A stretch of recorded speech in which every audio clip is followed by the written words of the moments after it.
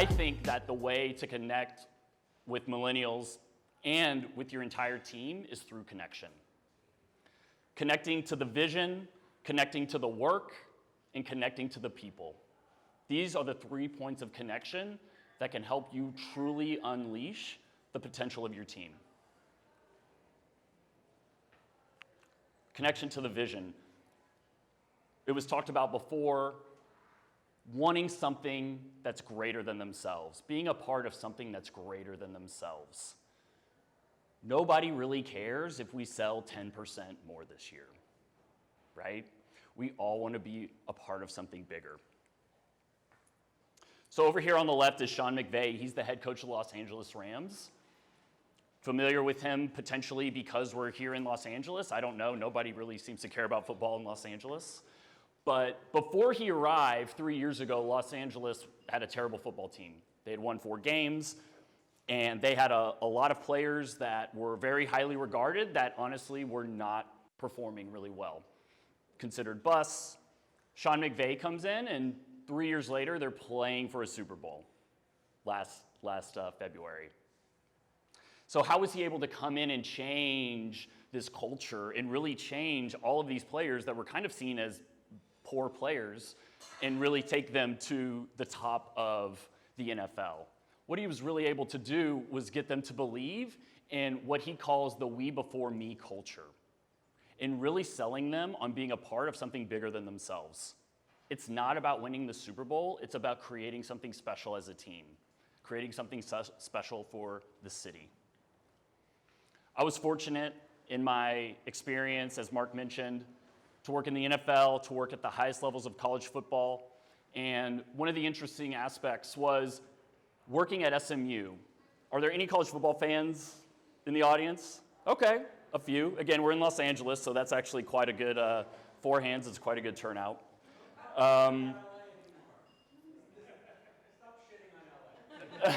Okay. So I'm from Texas, so it's just a little different.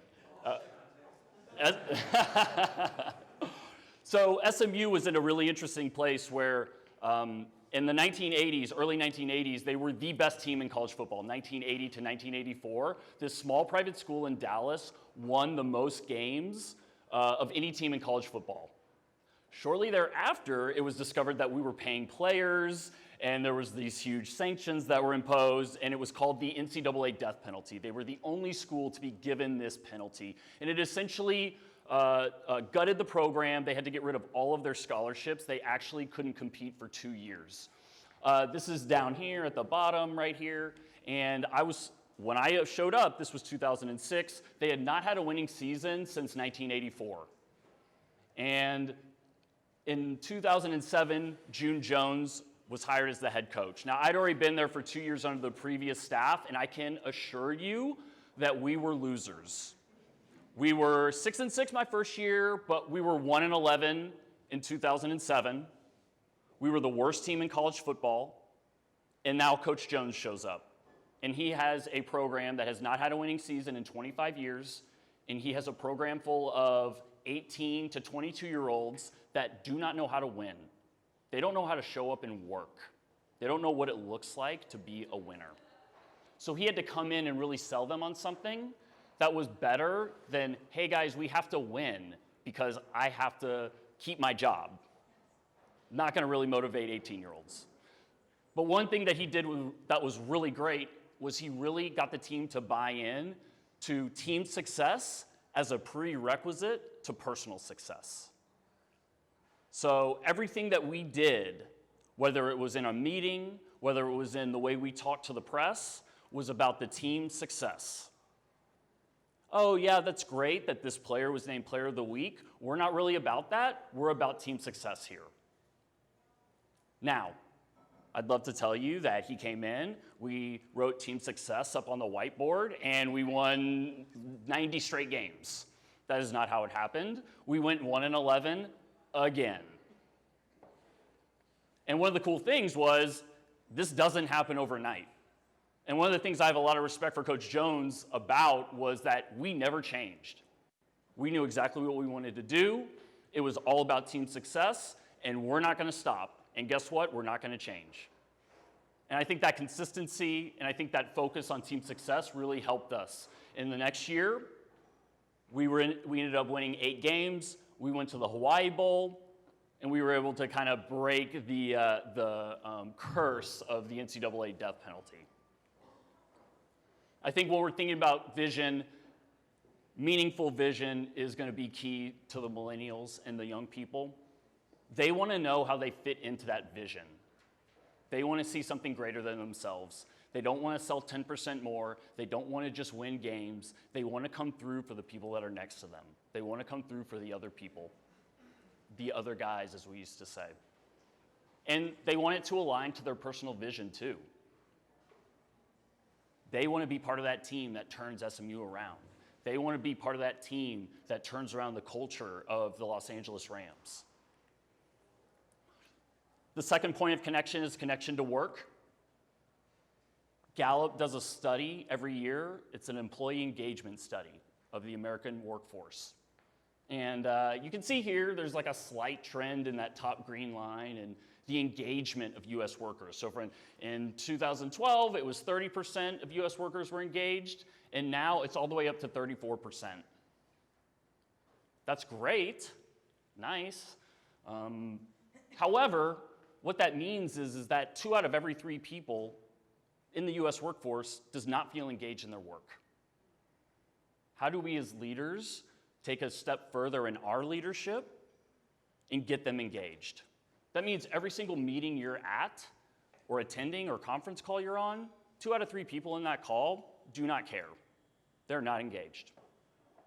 So what are things we can do as leaders? So think about a disengaged coworker. Can anybody share what might be an effect of having a disengaged coworker, or maybe 2 or 3? Loss of morale. No creativity. Lack of creativity. Resentment. Sure, 100%. And would that have an effect on the people that are around those disengaged workers? Obviously that's so. And so I think this is really important, is to really find ways to engage those people in their work, to allow them to find that meaning and be engaged and feel like this is important to them. Now, one of the positive things is that 9 in 10 employees were willing to forgo some pay for consistently meaningful work. How can we do this? I thought it was really interesting. I am a big fan of one of the former CEOs of the Ford Motor Company, and when he took over, he kind of went back to Henry Ford's original vision to kind of get the company back on track. And Henry Ford's original vision was to open the highways for all mankind. Wow, that's really great. That's a lot better than let's sell 100,000 cars. So in what ways are we trying to engage our workers and let them feel like the work they're doing is meaningful and is aiming towards a greater purpose? Creating that sense of purpose in the work, I think one of the ways to do this is by giving ownership, allowing them to take that ownership on how to deal with their day-to-day behaviors and activities. Doing something that matters to other people. And lastly, ongoing skill and technique development. It was mentioned, I think 2 years is the average time that we can expect for a millennial to be at our company. And yes, there's that side where, you might think, why would we develop this person? Well, what if you don't develop that person? Then what's going to happen? And so I think really getting them to buy in that the work that they're doing is going to open up doors for them in the future. And as we talked about, being honest and open about that and transparent. The last connection point is connection to people. This is probably the most important. Early in my coaching career at SMU, I had a coach that said to me, players don't care how much you know until they know how much you care. He used to say this all the time. And at the time, I was just like, oh, that's like Coach V's thing. He always says that. But as I grew older and as I started to have my own experiences in coaching and dealing with young people, I started to understand that this was probably the most true statement that I came across in my coaching career. We can all probably think of leaders or maybe somebody important in our personal lives that really had a true impact on us. We never are saying about those leaders or those coaches like, man, Coach Burk really got after me. Man, he really held me to high standards. Yeah, that's good. But what we often say is, man, Coach Burk cared. I hope that's what they say. So how do we do this? Right? I would make the argument that it's really as easy as having real conversations with people. So this is Tom Brady. He's probably the most recognizable football player in the world. And Tom Brady is entering his mid-40s. So he's 43, 44 years old, and he's playing with a majority of his teammates that are 20, 25 years old. How is he going to connect with them? Well, he has a very simple way, which is he walks up and introduces himself. Hi, I'm Tom Brady. Very simple. Tom Brady does not need to do this to these rookies. Half of these rookies are going to be gone in 6 weeks. He's never going to see them ever again. He is the biggest star on the planet when it comes to football, but yet he's the one that walks over to them. Hey, I'm Tom Brady. Yeah, I know. You're the 6-time MVP, world champion. We know. But yet he's doing that as a leader. He's taking that step to connect with them and having real conversations.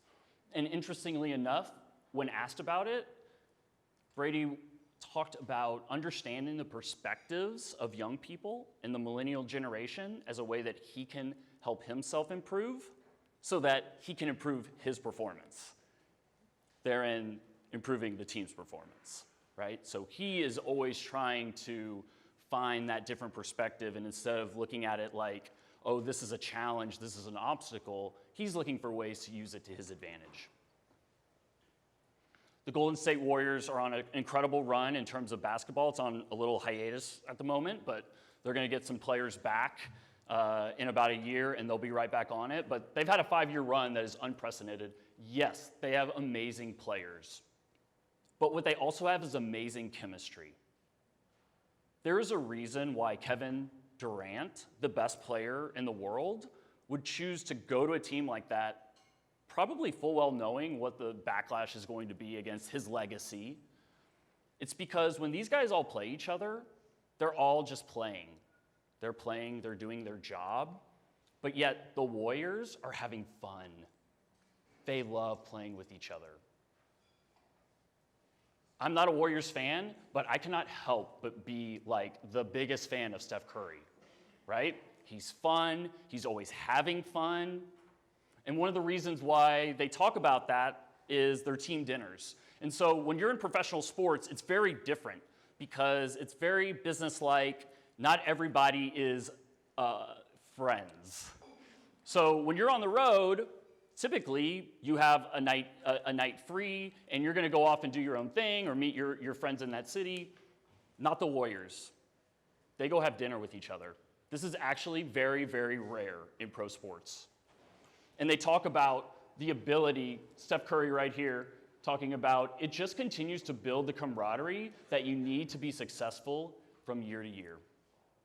So they're using that as kind of a secret weapon of theirs to build that personal connection with each other and continue to build their secret sauce. As Mark mentioned, recently involved in esports, and for those of you that it seemed like there were actually more people familiar with esports than there were with football, it's competitive video games, and it is extremely young. As young as the NFL and college football is, pro esports is a different world. People that are 18 years old making $300,000-$400,000 being brought here from Korea and China and Finland to be on these teams.